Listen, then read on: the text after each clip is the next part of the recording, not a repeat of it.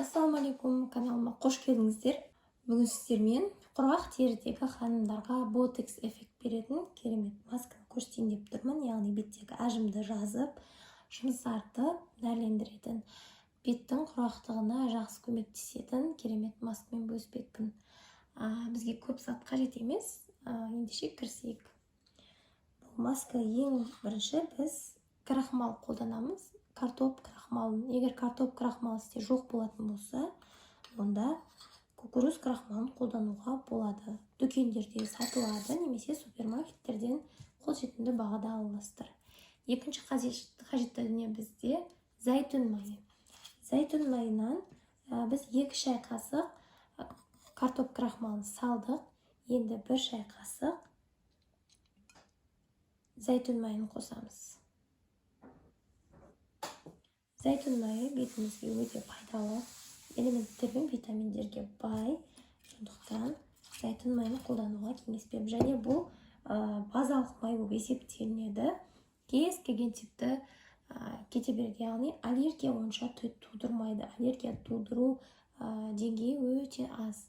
Және де үшінші дүние, ол мен жүзім қосайын деп жатырмын. Жүзім өте пайдалы. Бетті жұмсартады, нәрлендіреді, тегістейді, әжімін жазады, керемет әсер береді. Мен 1-2 жүзімді сығып суын алғым келіп тұр.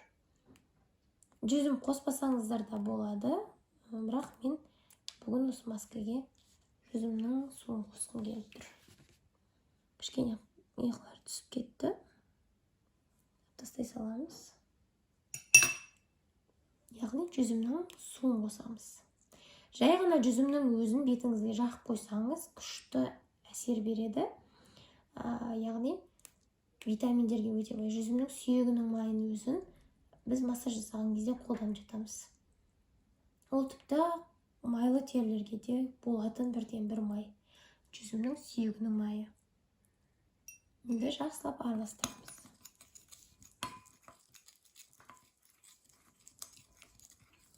Неке.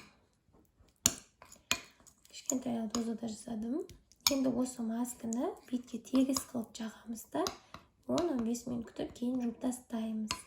Аптада 1 рет қолдану керек.